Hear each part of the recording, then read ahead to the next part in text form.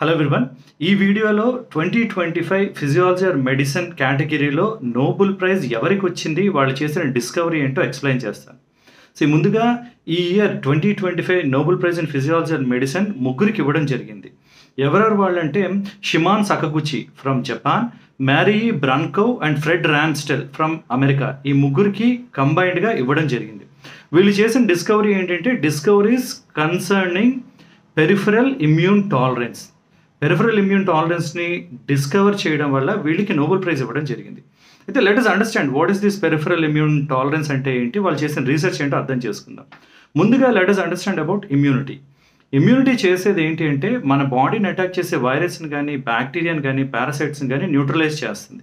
Immunity main పని అది. అయితే ఇమ్యూనిటీ కొన్నిసార్లు కొంతమందికి ఆటో ఇమ్యూన్ డిసీజెస్ అనే ప్రాబ్లం వస్తుంది. ఇమ్యూనిటీ ఎప్పుడూ కూడా మనల్ని అటాక్ చేసే పారాసైట్స్ని అటాక్ చేయాలి. కొన్నిసార్లు అది మన ఓన్ బాడీని అటాక్ చేయడాన్ని ఆటో ఇమ్యూనిటీ అంటారు. Rheumatoid arthritis, type 1 diabetes mellitus, multiple sclerosis ఇలాంటివన్నీ రావడానికి కారణం ఆటో ఇమ్యూన్ డిసార్డర్స్ అనమాట. ఏం జరుగుతుంది అందులో అంటే ఇమ్యూనిటీ, ఆ ఇమ్యూన్ సెల్స్ మన బాడీని అటాక్ చేస్తాయి. అయితే ఇది కొంతమందిలోనే వస్తుంది ఆటో ఇమ్యూనిటీ, అందరికీ రాదు. మెజారిటీ చాలామందికి రాదు. ఎందుకు రాకుండా ఉంటుంది అంటే సెంట్రల్ ఇమ్యూన్ టాలరెన్స్ అని ఒక కాన్సెప్ట్ ఉంది. అంటే ఏంటి అంటే మన బాడీ మన ఇమ్యూనిటీ మనకి ఏమి చేయకుండా టాలరెన్స్ వస్తుంది, టాలరేట్ చేస్తుంది. ఇది ఎలా వస్తుందంటే చిన్నప్పుడే మనకి థైమస్ అనే ఒక గ్లాండ్ ఉంటుంది. థైమస్ అనే గ్లాండ్లో మన బాడీని అటాక్ చేసే ఇమ్యూన్ సెల్స్ అన్ని ఎలిమినేట్ అయిపోతాయి. టీ సెల్స్ అంటారు, టీ లింఫోసైట్స్. ఈ టీ సెల్స్ థైమస్లో వెళ్ళి మన బాడీని అటాక్ చేసే ఇమ్యూన్ సెల్స్ అన్ని ఎలిమినేట్ అయ్యి మిగతావి మాత్రమే ఉంటాయి. అందువల్ల మనకు ఆటో ఇమ్యూన్ డిసీజెస్ రావు. ఇలాగా చిన్నప్పుడే మన బాడీ అంతట్లోని ఇమ్యూన్ టాలరెన్స్ని డెవలప్ చేయడమే సెంట్రల్ ఇమ్యూన్ టాలరెన్స్ అంటారు. నా ఇయర్ డిస్కవరీ ఏంటి, పెరిఫరల్ ఇమ్యూన్ టాలరెన్స్. అంటే థైమస్లో జరిగే టాలరెన్సే కాకుండా వేరే రకమైన టాలరెన్స్ కూడా ఉంది అని కనుక్కున్నారు. It all started with Japan researcher called Shimon Sakaguchi. 1990స్లోనే అతను కేవలం సెంట్రల్ టాలరెన్సే కాకుండా వేరే మెకానిజం కూడా ఉందని రీసెర్చ్ చేయడం మొదలుపెట్టాడు. దీనికి ఏం చేశారంటే ఒక మైస్ని తీసుకొని మైస్లో థైమస్ గ్లాండ్ని తీసేశారు. థైమస్ గ్లాండ్ లేకపోతే ఏమవుతుంది, సెంట్రల్ టాలరెన్స్ అంటే మన ఇమ్యూన్ సెల్స్ మన బాడీ సెల్స్ని అటాక్ చేయడం మొదలు పెడతాయి. థైమస్ గ్లాండ్ ఉంటే అది ఎలిమినేట్ చేస్తుంది, లేదు కాబట్టి ఈ టీ సెల్స్ మన బాడీని అటాక్ చేస్తాయి. సో అది ఆ మైస్లో ఏం జరిగింది, థైమస్ తీసేయడంతో మైస్లోని ఆ ఇమ్యూన్ సెల్స్ మైస్ని అటాక్ చేయడం మొదలై కొద్ది రోజుల్లోనే మైస్ చనిపోవడం మొదలైంది. ఇలా వచ్చిన మళ్ళీ ఈ థైమస్ తీసేసిన మైస్కే జెనెటికలీ సిమిలర్గా ఉన్న వేరే మైస్ టీ సెల్స్ని ఇంజెక్ట్ చేశారు. ఇంజెక్ట్ చేస్తే ఏమైందంటే మైస్ నార్మల్గానే గ్రో అవ్వడం మొదలైంది. నౌ అండర్స్టాండ్ దిస్, థైమస్ లేదు, సో టీ సెల్స్ అటాక్ చేయాలి, కానీ నార్మల్గా గ్రో అవుతుందంటే థైమస్ కాకుండా వేరే మెకానిజం ఉందని ఈ సకగుచి రీసెర్చ్ చేయడం మొదలుపెట్టారు.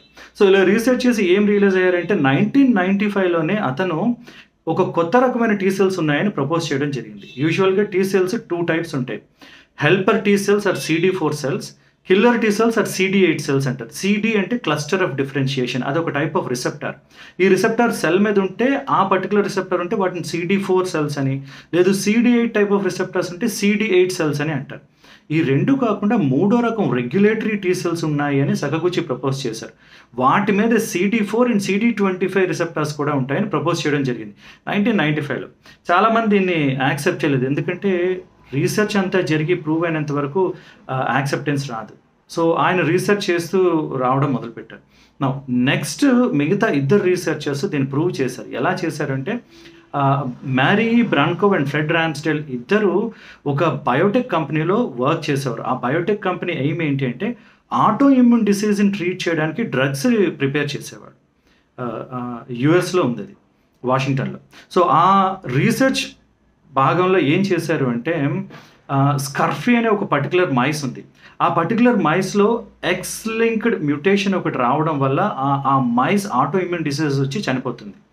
ఎక్స్ లింక్డ్ అంటే సెక్స్ క్రోమోజోమ్స్ ఉమెన్లో XX ఉంటాయి, మేల్లో XY ఉంటాయి. అయితే వీళ్ళు స్పెసిఫికల్గా అబ్జర్వ్ చేసింది ఏంటంటే మేల్ స్కర్ఫీ మైస్ మాత్రమే చనిపోతున్నాయి. అంటే ఒక X ఉంది, ఒక Y ఉంది, ఆ Xలో ఒక మ్యూటేషన్ రావడం వల్ల ఇవి చనిపోతున్నాయి. ఫీమేల్ మాత్రం బతికే ఉంటున్నాయి. అంటే 2 X ఉన్నాయి కాబట్టి ఒక Xలో మ్యూటేషన్ వచ్చినా ఒక X నార్మల్గానే ఉందన్నమాట. సో వీళ్ళు రీసెర్చ్ చేసి ఏ జీన్ వల్ల ఈ ప్రాబ్లం వచ్చిందో రీసెర్చ్ చేయడం మొదలుపెట్టారు. అలాగే it took lot of time. 2001లో రీసెర్చ్ చేసి ఏం చేశారంటే FOXP3 ఒక పర్టికులర్ జీన్లో మ్యూటేషన్ రావడం వల్ల ఇమ్యూనిటీ ఆటో ఇమ్యూన్ డిసీజెస్ వచ్చి ఈ మైస్ చనిపోతున్నాయని చెప్పారు. మరి మైస్‌లోనైనా హ్యూమన్ బీయింగ్స్‌లో కూడా ఇలాంటి సిమిలర్ జీన్ ఉందని రీసెర్చ్ చేస్తే కొంతమందిలో ఒక పర్టిక్యులర్ ఆటో ఇమ్యూన్ డిసీజ్ వస్తుంది. ఐపెక్స్ అనే ఒక ఆటో ఇమ్యూన్ డిసీజ్ వస్తుంది. వాళ్ళలో కూడా సిమిలర్‌గానే ఈ FOXP3 అనే జీన్ ఉండడం జీన్ కనిపించింది. ఆ జీన్‌లో మ్యుటేషన్ రావడం వల్ల వాళ్ళకి ఆటో ఇమ్యూన్ డిసీజ్ ఐపెక్స్ అనే ఆటో ఇమ్యూన్ డిసీజ్ వచ్చి సఫర్ అవుతున్నారు. తర్వాత రీసెర్చ్‌లో ఏం తెలిసింది అంటే ఈ FOXP3 అనే జీన్ రెగ్యులేటరీ టీ సెల్స్‌ని ప్రొడ్యూస్ చేస్తుంది. మ్యుటేషన్ రావడం వల్ల రెగ్యులేటరీ టీ సెల్స్ రావట్లేదు. రెగ్యులేటరీ టీ సెల్స్ రాకపోతే బాడీ సెల్ఫ్ ఆర్గన్స్‌ని రికగ్నైజ్ చేయలేక ఆ టీ సెల్స్ ఆటో ఇమ్యూన్ డిసీజెస్‌గా కన్వర్ట్ అయ్యి ప్రాబ్లమ్స్ వస్తున్నాయి. సో సకగుచి చెప్పిన రెగ్యులేటరీ టీ సెల్స్ ఏ జీన్ నుండి వస్తుంటే FOXP3 జీన్.